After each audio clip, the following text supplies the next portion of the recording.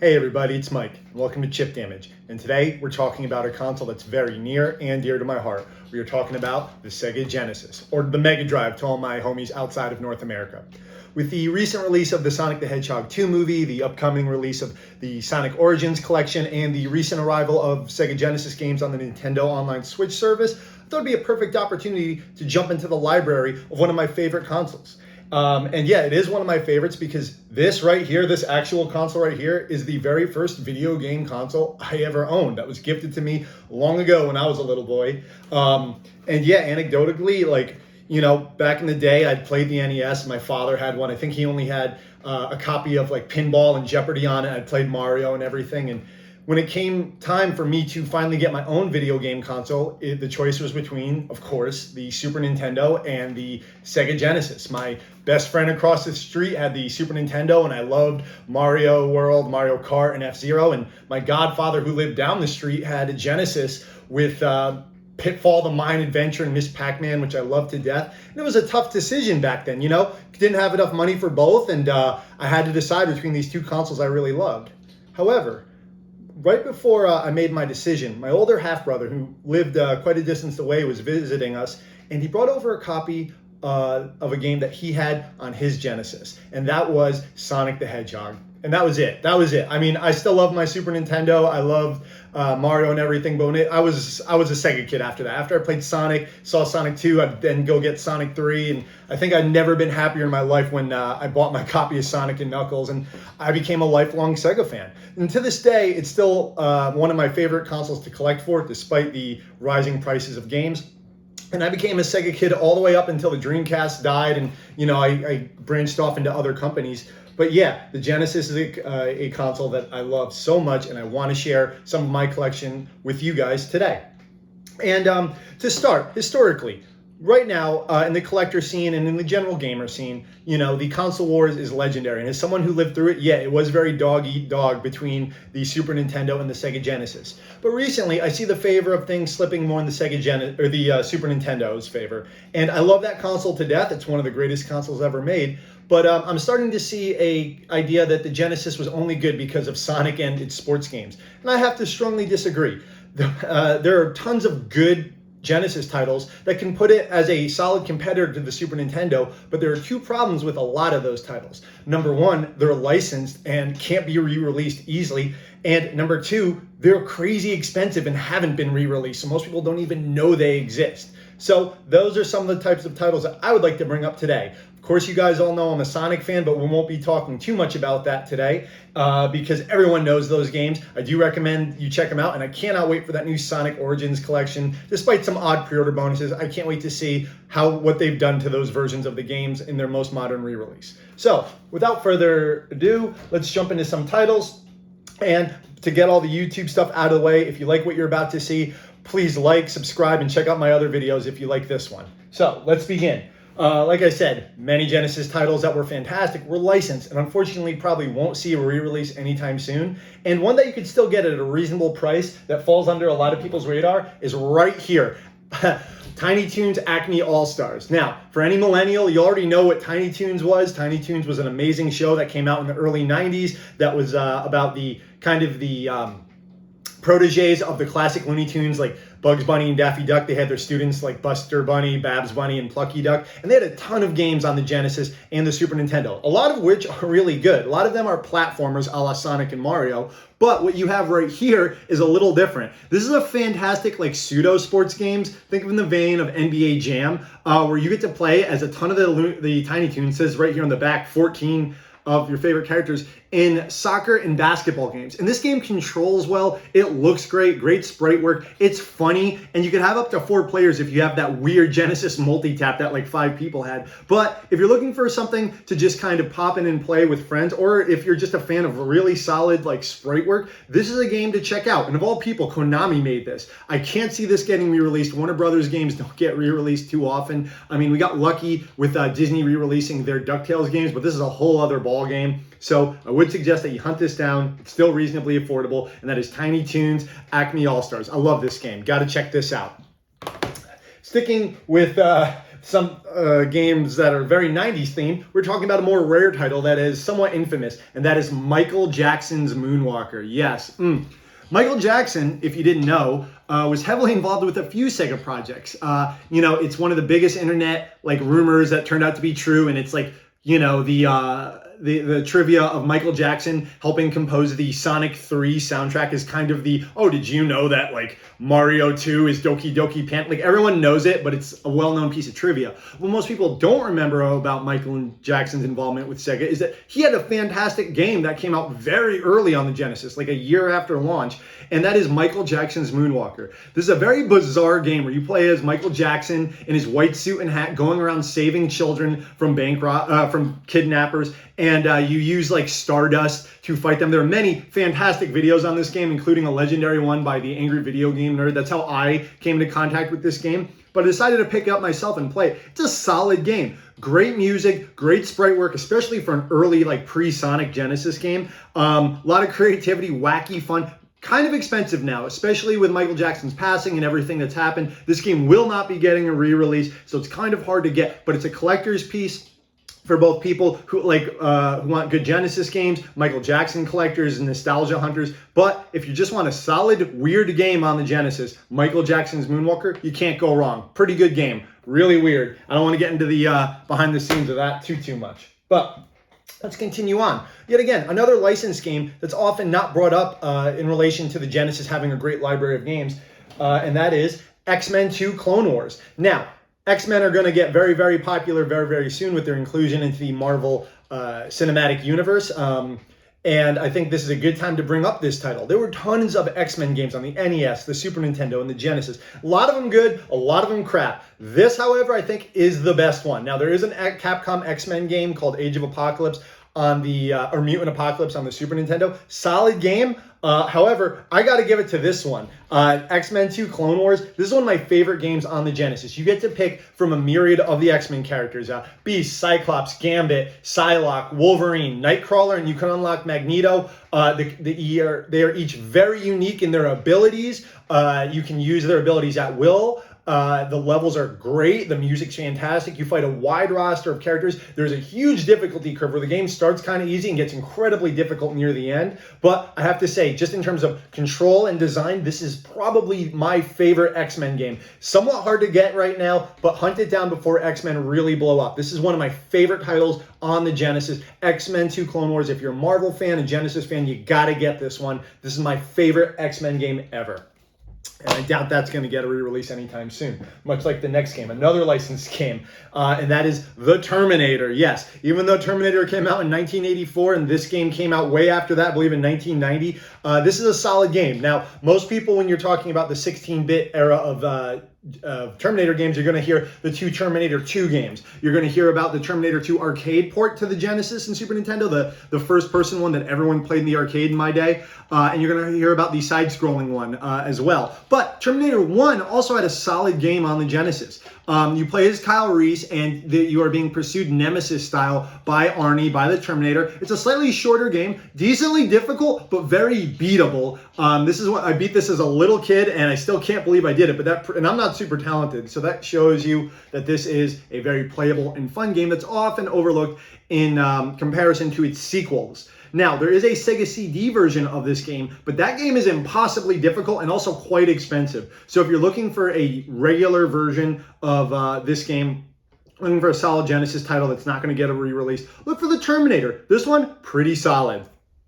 And sticking with movie license games, and I think this is very apt with the upcoming release of Jurassic World Dominion, we're going to be talking about the two Jurassic Park games on Genesis. Now, Jurassic Park seemed to favor the Genesis over the Super Nintendo. Just an odd kind of assembly connection right there. And there were multiple set of games, Jurassic Park games on the Genesis. There was Jurassic Park Rampage Edition, and then there was The Lost World, which was one of the last games released for the Genesis. But we're going to be talking about these two today because this is kind of confusing because you have the original Jurassic Park and then you have Jurassic Park Rampage Edition.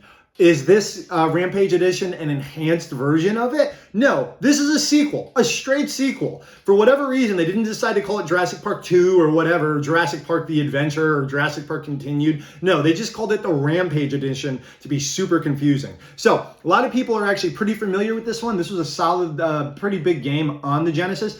You play as either Alan Grant or Velociraptor, and the game is very difficult, and the controls aren't great, but it's cool as a Jurassic Park fan to get to play as like a raptor or Alan Grant and see there are actually some pretty impressive sprites for the T-Rex in this game, very kind of ahead of their time on the Genesis. So it's worth checking out as a Jurassic Park fan. But Rampage Edition, which is rare, getting up there in value because it came out later, takes place minutes after this game. Literally, it's a direct sequel and looks similar, but it looks even better. It's sharper. Now, the gameplay is almost identical in the terms that you play as Alan Grant or Raptor, but the control is far, far better. This is a much better game. It's not an easy game, but it is a better game than its predecessor. And something I suggest you pick up. It is going up in value. It's something most people don't know. Like you either hear, oh yeah, there's Jurassic Park, and then they came out with Lost World on the Genesis. No, there was one in the middle, Rampage Edition, and it's not an enhanced edition. This is not the Super Street Fighter 2 Turbo of Jurassic Park. It is a straight sequel. Weird naming. What were you thinking? But very good licensed game on the Genesis. We're seeing a pattern here. And one of the weirdest licenses they ever required in this slightly well-known game is Cool Spot on the Genesis. Now, what's Cool Spot, if you don't know? Well, for whatever reason, the soda company 7-Up decided to take that little red dot in their logo by the 7 and 7-Up and give him his own game. Give him some sunglasses, give him a little bit of that 90s Sonic tude, and make a platformer. But surprisingly, this game is like pretty good. Like this is a good game. I believe it got a sequel later down the road. But this isn't going to get a re-release, guys. Let's be honest here. Like 7-Up doesn't care. Virgin Games doesn't exist anymore. Yes, they did do a recent re-release of their Lion King title, but I can't see anyone drumming up the 7-Up rights to get this re-released on other consoles. So this is trapped on the Genesis. And yes, most people know this is a curio because it's such a weird thing, but it's a good game. It's a good platform game. So please check this out. It's still reasonably priced, and I don't see it shooting up anytime soon, but prices on games only go up. And if you want a fun, silly game on the Genesis, this game, Cool Spot, right there. This is about as 90s as it gets, guys. Well, maybe there's some other games that can contend for that title. We're going to talk about two more games that are well known, but we're going to talk about some trivia about them. And these games are going up in value, and that is the two Earthworm Jim games. Originally released for the Genesis and then ported up over to the Super Nintendo later on. Generally, people seem to tend towards the Genesis version, especially for Earthworm Jim 1. Even though Earthworm Jim 2, you can switch weapons on the Super Nintendo version, you couldn't do that on the Genesis version, which is odd. But these are, if you don't know, these games have been re-released many times, but I'll let you know. Basically, this is a run-and-gun platformer where you play as the titular Earthworm Jim in a very 90s gross-out cartoon type of way, through a bunch of levels trying to save a princess from an evil queen. Really fun games. Fantastic sprite work. One of the best looking games on the 16-bit consoles.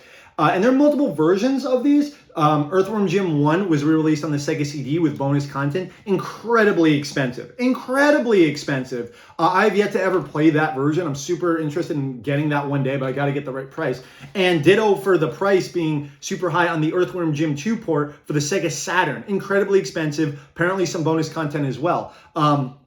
But these Genesis versions are the way that I would suggest if you want to play them at a reasonable price. Earthworm Jim 2 has recently been re-released on the Nintendo Switch online service, but not Earthworm Jim 1. Bizarre. I mean, I'm sure it's coming soon. Like that online Switch service just seems to be going for slightly more obscure titles, which is fine, but it's just odd that they don't have the duality. But if you haven't played these games are great. They are still reasonably priced, though Earthworm Jim 2 is getting very expensive on the Genesis. It may be up there with the Saturn version soon in terms of price. So snatch up at least Earthworm Jim 2 as soon as you can. But if you want just two good games, get both of them because these are solid, very good games, Earthworm Jim.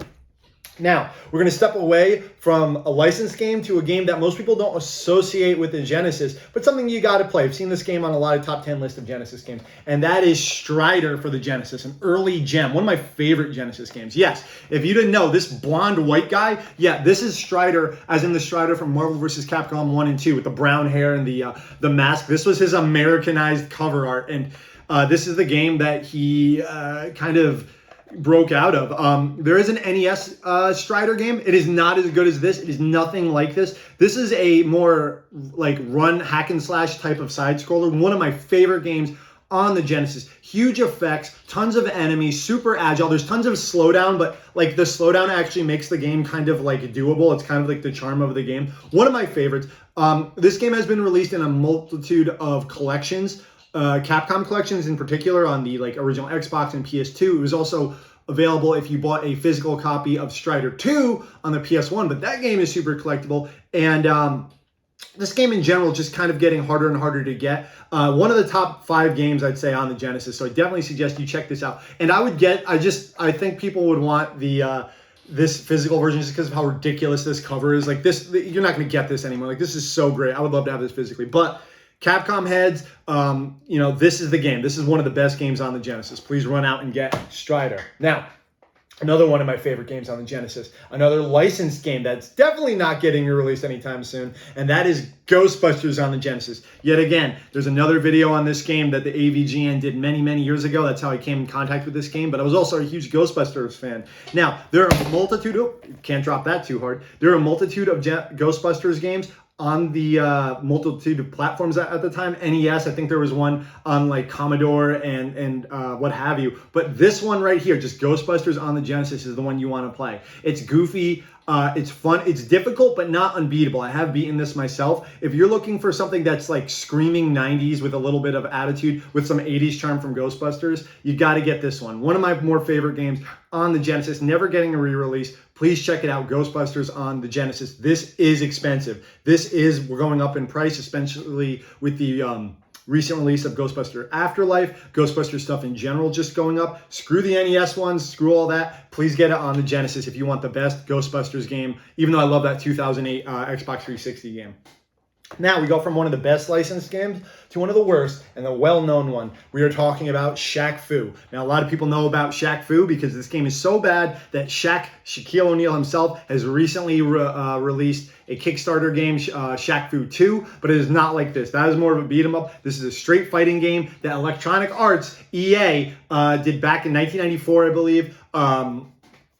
I couldn't imagine why with its weird physical cart. Where you play Shaquille O'Neal and a myriad of other like very derivative characters in a very bad fighting game. However, this game is dirt cheap and will always be dirt cheap because tons of copies were produced and the game sucks. But it's funny. So if you're looking for a good laugh, if you're a fighting game guy and you want to play some janky poverty fighting games, check out Shaq Fu. You can get this for like under $10. Funny game, kind of has an identity as something that you should just have for fun. Because you know what? I don't always love playing great games. Sometimes I want to see some of the big mistakes of the past, and this game was a big mistake.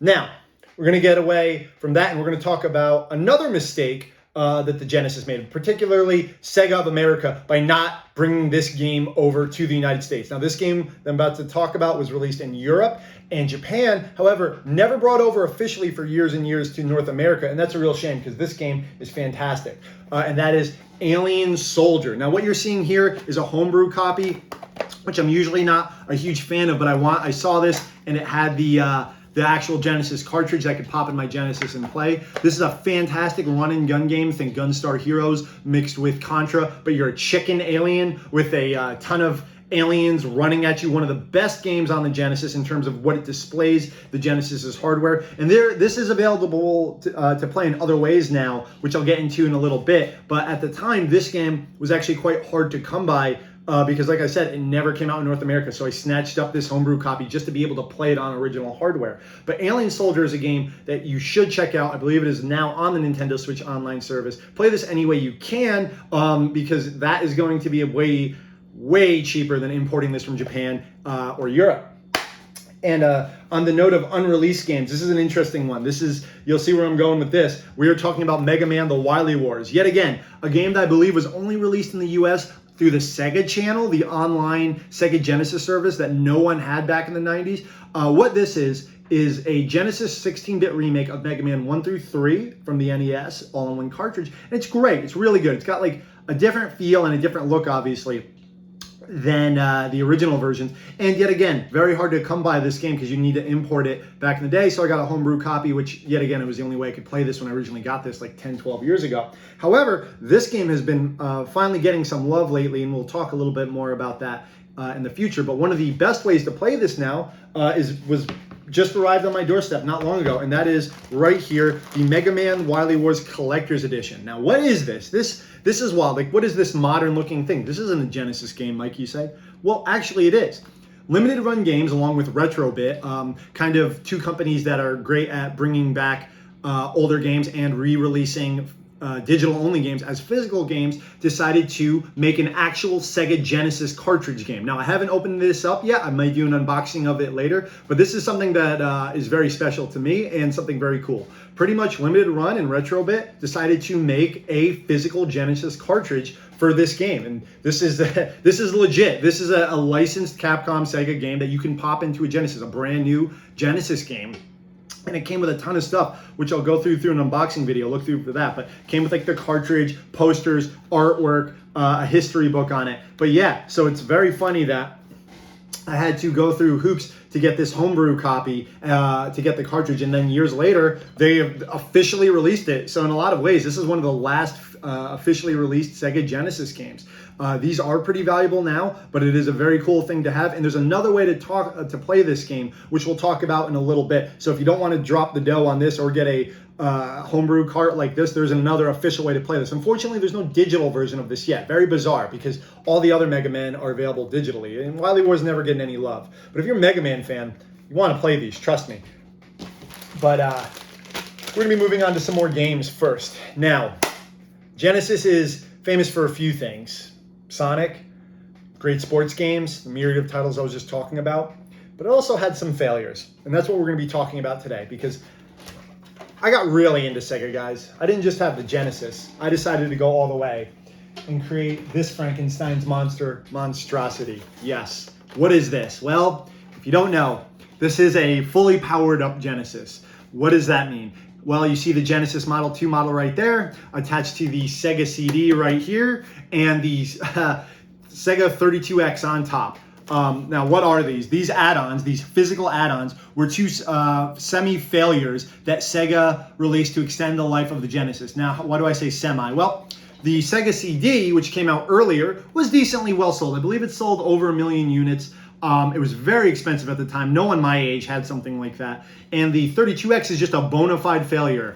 This came out way later, right about less than a year before the release of the Sega Saturn, in order to extend the life of the Genesis. Only had 40 games, and it was just like Sega's Virtual Boy. Like no one had this. I didn't even know about this thing for years after it came out. But I needed to have them because guess what? There are some great games on them, and it's just funny to have these three things all hooked up. And as we go through some of the titles, I will count these as Genesis games because you need a Genesis to play them. And these are very interesting and not talked about enough. So let's jump into it, shall we? And we'll be starting with the Sega CD titles. And of course, leading the Sega CD in terms of library is the beloved Sonic CD, which is very, very soon getting a re-release in the Sonic Origins collection. Now, out of the classic Sonic games, this is one of the obviously least played ones because it was only on the Sega CD. But what is this? This is a great game. It's very debatable. It's one of the more kind of controversial Sonic games. And I see a lot of people were introduced to it with the 2011 re-release by Christian Whitehead on the Xbox 360, Steam, and PS3. I love that version. That's the way that you should play it right now before Origins comes out. I think that's the best way to play it. But what is this game? Why is it so divisive? Well, this game was made concurrently with Sonic 2, as most people know. It had a different development team than Sonic 2. And it feels almost like a mod of Sonic 1. I think it's great. Unlike most Sonic games where it's simply run to the goal, run to the right, this game is more exploratory. You can, of course, just run through all the stages, but that's really not how the game is meant to be played. This game has massive stages where you are supposed to explore, and amongst that, you are supposed to time travel by using goalposts that send you back in time if you catch enough speed, and basically go into the past of each stage and defeat the robots there, stop them from being made, so that when you go back into the future, it's robot free and clean and safe. And I love this game. And yes, that sounds funny and exploratory, nearly like Metroidvania Sonic. Like that doesn't sound, it sounds kind of wacky, and it is kind of wacky. But this game has a ton of identity. Being on the more powerful Sega CD, which had quite a graphical jump over the Genesis, the game looks and particularly sounds fantastic. There are some 3D elements of the game, but really the soundtrack is really what you're going to want to play. Now, if you get this version, you're going to get the American soundtrack, which differs than the European and Japanese soundtrack. But if you get the download version, which like I said, I strongly suggest, you have the option. But if you have a Sega CD and you don't have this, what's wrong with you? This is a great Sonic game. Looks good, sounds good. It's weird, it's wonderful, it's very Japanese, and that's why I like Sonic CD. This is very expensive now, so if you don't want to shell out for this, just wait a few months for the Sonic Origins collection. But I love this cover, I love this game, and I have a Sega CD, so I kind of had to have it. Speaking of games that I had to have because I had a Sega CD, I of course had to have the infamous Night Trap. Now, I own this game in a myriad of ways, which I'll talk about in a little bit, but what is this real quick? This is a terrible FMV movie game where you must you play as a security guard, think Five Nights at Freddy's, shifting through cameras to protect a group of sexy teens from what could be best described as disabled vampires. And it is just the worst. But this game is very famous because it is one of the games, along with Mortal Kombat and Lethal Enforcers, that inspired the ESRB, the game rating system, because it was considered violent and sexy. It's not either of those things, not really. But it's a funny game. It's a piece of gaming history, and I had a Sega CD, so I had to pick it up. Funny enough, this game just only got recently re-released on modern consoles and PC a few years ago, so you could actually download this digitally and play it and get achievements and trophies for it. But before that time, I wanted it physically. And this is somewhat of a collector's item. It's a historic game for the reasons that I've said. So I had to get Night Trap on the Sega CD. And the next game we're going to be talking about is probably the crown jewel in my collection, along with one or two other titles. It's a legendary title that is very hard to play today, and I take very good care of this one. And that is, of course, Snatcher for the Sega CD. What is this? Well, the name Hideo Kojima should ring a few bells in your head if you're a video game player. The creator of Metal Gear Solid, before he did Metal Gear Solid, but after he did Metal Gear on the NES, he made this game exclusive to the Sega CD, at least in North America for a while. And what is this? This is a, best I could describe, a visual novel game that takes heavy inspiration from both Blade Runner and Lethal Weapon, and it's just weird and super stylistic and has those little Kojima-isms, and it's highly collectible. This game goes for well over $1,000 at this point because of not only is it very unique, is it very limited because it was a Sega CD game, but also because people love Hideo Kojima and they want to play his work. And can I say it's worth that much? I don't know about that. If you have that kind of money and you're willing to get an incredibly rare game, sure. But I must say $1,000 is kind of insane to play for any video game. So I'm very glad that I bought this years ago when it was much cheaper. But this game has tons of references, not only to movies that I mentioned, like Blade Runner, but also Metal Gear. You have a little android sidekick called Metal Gear in this. So it's kind of seen as an important game in what I would call Kojima's gamography, filmography, like, you know, along with Police Nuts. It's not really super talked about, but it is now in the collector's sphere a gem that most people want. So I'm lucky enough that I have this. That's Snatcher for the Sega CD. One of the jewels in my crown of collecting. Now, those are three of the more famous games for the Sega CD, but it's time to talk about the far less successful 32X. Now, the 32X, it was supposed to be a 32-bit system a la PS1 or Saturn. It's not. Like, if you read the specs, you do your homework on it, it had some multiple processors in it that allowed to do some tricks that the Sega Genesis can pull out on its own. And most people will tell you that every game on it is terrible. That's not true. A lot of them are, and a lot of them are just slightly enhanced ports of Genesis games, some of them not playing as well, but there are some good titles, and I do have some here, which I'll be talking about right now. Another gem in my collection, a very sought-after game, is Knuckles Chaotix. Now, what is this? Well, the 32X had to have a Sonic game, but they knew the 32X was a failure and probably didn't want to put Sonic on it himself. So they did a spin-off for it called Knuckles Chaotix, where you play as the titular Knuckles, along with a bunch of his buddies getting introduced. SBO the Chameleon, Charmy Bee, Vector the Crocodile, Mighty the Armadillo, Heavy and Bomb. Yes, I know them all because I actually really like this game. A lot of video reviewers say that this game is not fantastic. And if you don't know what this is, it's basically a platformer like Sonic 1, 2, and 3. However, you choose the character that you want to play as, let's say in this case, Knuckles, and then you choose your partner who will follow behind you, rubber banded by a ring, like a magnetic ring, and you must kind of deal with the fact that like you have someone attached to you, like handcuffed to you, and play with the physics, like rubber banding back and forth to gain height, picking up and throwing your partner as an attack. And a lot of people can't come to grips with that, but I've recently just 100% played through this game, and I gotta say, I really enjoyed it. It's not as janky as most people would have you say. Is it my favorite of the 2D Sonic? No, but it has a charm all its own. Fantastic sprite work in this game for all the characters involved, and there is a level of randomness because you play through the stages in a random order. There's 5 stages, 5 acts each. You don't choose them, it chooses for you in a roulette kind of system, but kind of keeps it fresh. And it controls as well as any classic Sonic game. And I gotta say, the backgrounds and particularly the music in this game are insane. This has some of my favorite Sonic tracks of all time. Sonic has pretty much my favorite OST of any game series, or one of them. It's up there. And this game has some of the best of those tracks. Door into Summer, Evening Star, Seaside, like amazing music tracks in this game. Look those up for if nothing else. But this game, very valuable now, going for well over $200. I think people are starting to appreciate a bit more. It is a game that you need to practice a little bit. It has a practice mode, but once you kind of get it, it's not that complicated. And most people say, oh, it's one of the worst Sonic games. Not even close. This game looks, sounds, and plays pretty damn good. So I do suggest it. Unfortunately, this game has never been re-released anywhere. I've heard that it was re-released on that GameTap service a few years ago on PC, but it was a weird port and it's since been brought down. This is unfortunately not ever been re-released physically, so none of the collections, and it is not going to be in the Sonic Origins collection despite Sonic CD being in there, which is a real shame because I think this game should be remembered more than it is. So please check it out if you have that spare type of money and you're looking for good 32X or just good platform games. Knuckles Chaotix. One of the next games is the more famous titles on the 32X. This one's still pretty reasonably priced, and that is Star Wars Arcade. And what is this? This is a Star Wars space battle game released for the 32X. Think first person, X-Wing, trench run, that type of thing if you're a Star Wars fan. This game is good. It demonstrated some of the power advantages the 32X had over the Genesis, and it's solid. If you're a Star Wars fan, definitely check this out. And if you have a 32X, your options are limited for good games, so definitely get this. It is still reasonably priced. It is 2-player. You're going to enjoy this. You fly around in an X-Wing shooting down TIE fighters, and it's a solid game. You have me. I'm sold. So check it out. Star Wars Arcade.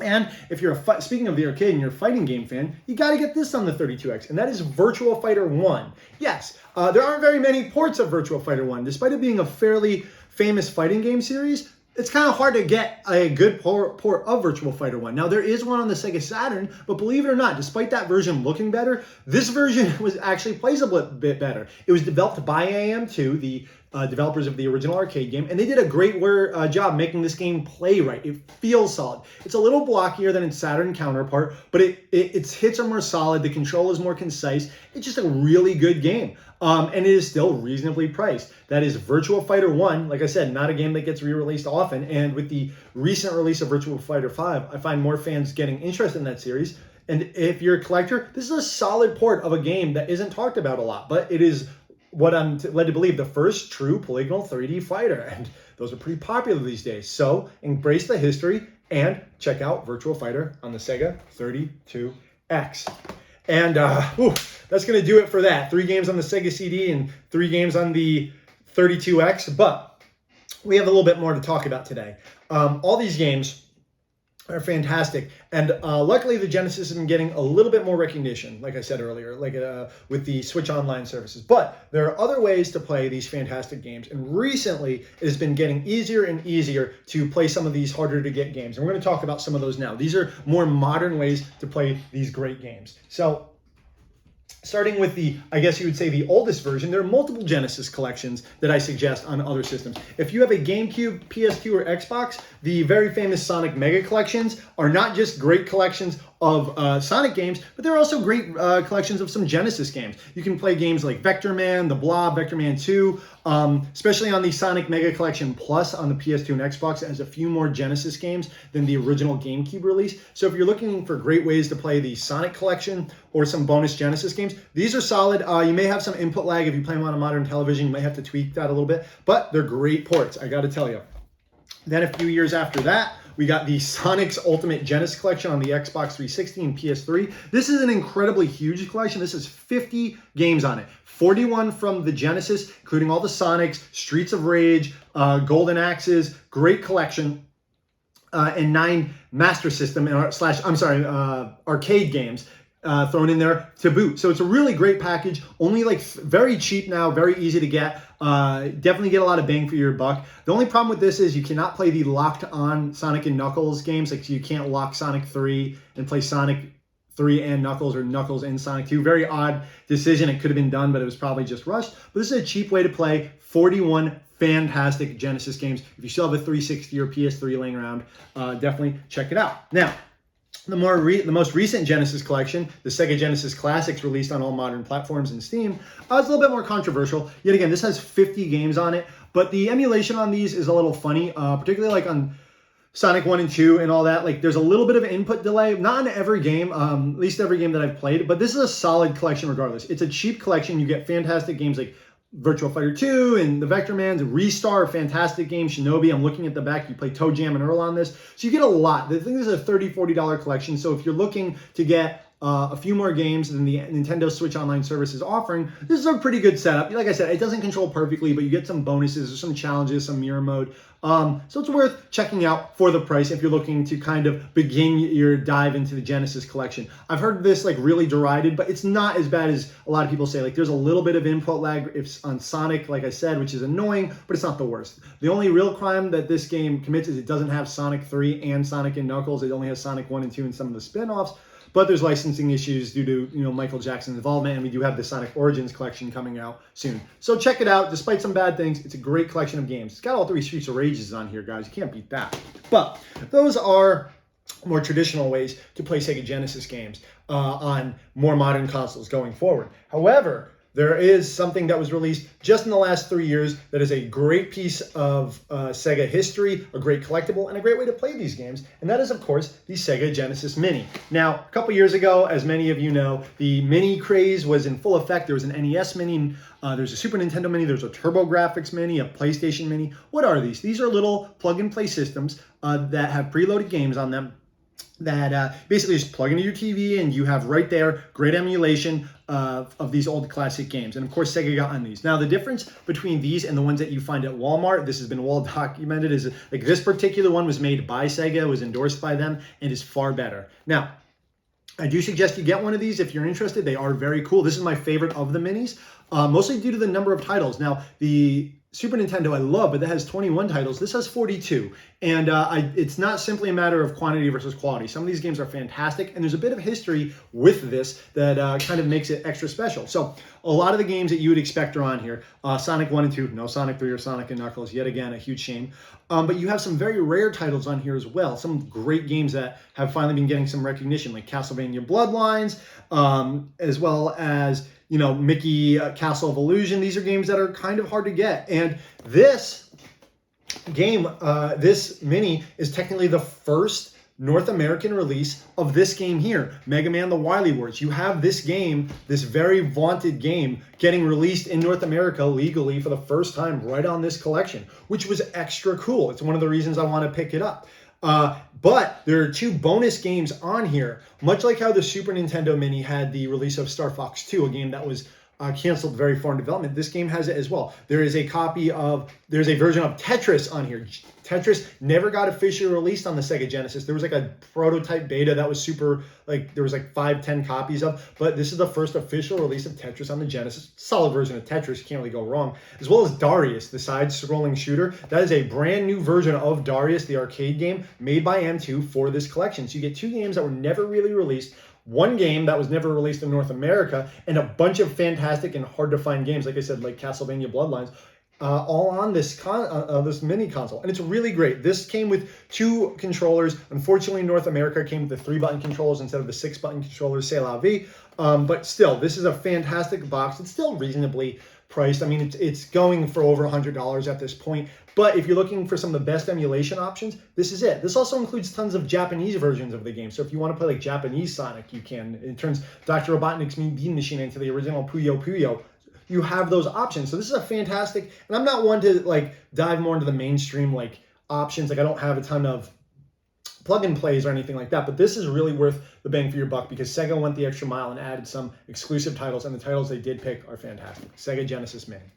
But to trump that, if you're a collector, if you already have a ton of Genesis games, and you're looking for the best way to play your collection physically, without emulation, without ROMs, I must suggest this gem right here. What is this? This is the Mega SG, made by Analog, the company Analog. Now, what is this? Well, what this fantastic machine is an HD Sega Genesis. Yes. 3 years ago, this was released, and what this does is it actually allows you to physically play Genesis cartridges that you already own and use controllers that you have in HD, up to 1080p, and it is highly customizable. I play my Genesis games on this now on my 70-inch TV screen, in 1080p, and it looks fantastic. Then it's not emulation. This is a brand new console. Like, this was not cheap. I believe it was $190 at launch, and it plays games wonderfully. The second you turn it on, you have the options to fit it to the screen the way you want it, to add scan lines. There's tons of options, customization options for this thing. They really went above and beyond, and this is the way I prefer to play my collection now. I have a ton of Genesis games laying around, but on a 70-inch TV screen, AV cables don't look great, and I'm not a huge fan of piracy, so I don't like to play too many emulated games. So this is the perfect thing for me. If you have a ton of Genesis games, this is the way to play it. If you've probably seen or heard of this, it is legit, it is the real deal, and I couldn't suggest it enough. Also, you can plug in your own controllers into this, so while it's expensive as it is well worth it. You don't have to buy too much extra hardware with it. It also comes with an exclusive game built into it, Ultra Core, which is a run-and-gun Contra style game that was never officially released for the Genesis, that was worked on by DICE. Yes, the DICE that now works on the Battlefield series. And it's built into the game, so you get a free limited game with it, or hard-to-find game. So if you're looking for the best way to play Genesis games, your collection on your big screen TV in HD, this is what you want to get, the Mega SG, made by Analog. And there are a couple of controller options that I suggest. Now, these will work for both the Mega SG and your original Genesis. Very recently, Sega has re-released official 6-button controllers, as you see here in the black and blue variant. You can get these anywhere, Amazon.com, eBay. These are $15 to $20, and they are made by the company Retrobit, who helped make the Mega Man and Wily Wars collection that I was showing off earlier. And these work great. These are official hardware. These are not like knockoffs. They will work in your old console, and they have extra long cords. So please check these out if you want some good original ways to play these games. That old 6-button pad, and they're very affordable, because a lot of those old controllers, they have short cords or they're wearing. Sega did us a favor and re-released some. But even better than that, not made by Sega officially, we have the 8BitDo wireless controllers, which is how I'm currently playing a lot of my games. What are these? Well, you see these plugged into my Analog SG right now, and that is, these are the wireless receivers for these controllers, and they are chargeable, and they hold a charge for a damn long time, and they are incredibly precise, accurate, and there's no input delay. I would strongly suggest these. These are wonderful controllers if you're looking to kind of get a great wireless controller for your Genesis or your Analog. That is the 8BitDo wireless gamepad controller for the Genesis. Love these. These are not expensive. I have 2 of these. I would strongly suggest if you're looking for the best controller to play original hardware, you get one of these. And that does it for the collection, or does it? You know what? I think I have a little bonus for everybody. Before I close down the shoppies, we've talked about a lot today, but there's something that I can't forget, that I can't overlook, because I still can't believe these exist. For those of you who've sticked around to the end of the video, I hope you enjoy this little bonus. Now, we've talked about a number of Sega CD games and a number of 32X games, but there's something even weirder than those. Sega decided that for the 7 people on Earth who had both the Sega CD and the 32X, like myself, they were going to make games that required both pieces of hardware. Yes, you needed both the Sega CD and the 32X to play the following games. And there were only 6 of these ever produced, one of them which is exclusive to Brazil. So we're going to talk about 3 of them really quickly. That is half the total library. And let me tell you folks, to get it out of the way, these are not great games, but they are incredibly collectible and fun to have, and a great curio. And the first one we are going to be talking about is a different version of Night Trap. Yes. So you liked Night Trap on Sega CD, but you want it to look 5% better, you can get a version that would require you to have 2 very obscure pieces of hardware. And that is, this version right here. As you can see, the Sega CD 32X version of the famous Night Trap. What's the difference? The screen, the FMV screen fills up a little bit more. It's a little larger. That's it. There's a little bit more clarity. There's like a 10% power boost by plugging in the 32X and playing this version. So if you really want one of the best retro Night Trap experiences, you got to get the 32X CD version. And what's the next gem that we're going to be talking about? And that is Corpse Killer, another game that was originally released on the Sega CD, but they wanted a version like 5% better. What is this? This is an FMV light gun game in the vein of Area 51, but just garbage. This game is a terrible, terrible game where you're just shooting zombies on a jungle island. But yet again, I saw this weird bar. I'm like, Sega CD 32X, I gotta have it. There's only 6, really 5 games for this, so let's get it. And finally, I'm going to talk about one of the only exclusive games for it, the 32X CD combo, and that is Fahrenheit, an FMV game, believe it or not, where you play as a fireman and make decisions on how to save people and how to get out. Now, this is an interesting game because it has 2 versions of this gem in there. There is the 32X CD version that you see right here and the original Sega CD version. So for whatever reason you want 2 versions of this terrible game, you can run out and pick up Fahrenheit. Make sure it's complete. You don't want to miss out on this gem. And that does it, guys.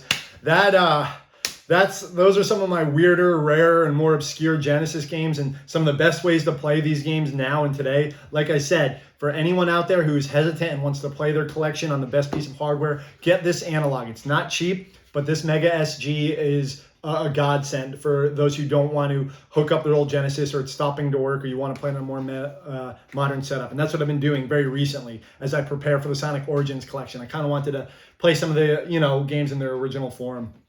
And I can go on and on about the Genesis, as you can clearly see, because I love this little black system right here. It was truly special, and I'm glad it's finally getting some recognition. The console wars, whatever. Both consoles are great. All consoles have their ups and downs and good and bad games, but I believe the Sega Genesis and the Super Nintendo were both fantastic for very, very different reasons. The Super Nintendo gets plenty of love, and we'll talk about that in a future video. The Genesis, for a while there, kind of felt like no one cared about, it's, like I said, the Sonic and sports system, but there was a lot more to it. As you can see, some of it good, some of it bad, some of it silly, but the system had a lot of games with a lot of heart. It's one of my favorite systems to collect for, and it is going to be probably the most well-remembered Sega system because it was the best selling 35 million units. That's the most Sega has ever sold of a console. The Saturn and the Dreamcast both coming under just 10 million units. I love those systems to death, but the system that led me to be a Sega kid, led me into those, was right here, the Sega Genesis. And I'm always going to have a special place for that in my heart. And yeah, guys, that's going to wrap it up. And I want to know, what are your Sega Genesis memories? If you're old like me, what was your console war experience, the Super Nintendo and the Genesis? What games did you have? What made you decide to get a Genesis or not get a Genesis? Did you have a Sega CD or Sega 32X in their prime? I got them years later. What was that like? I never even saw those games on the shelf as a kid in the stores. Let me know. What do you think of the Genesis? What do you think of any of these games? And let me know any of the suggestions that you think I should pick up. I have more Genesis games. I'll do a part 2 to this in the future. But if there's anything that you don't think I have or something weird and obscure, please let me know. My name is Mike. This has been Chip Damage. This is the Genesis. I love it to death. And have a great night. Take care.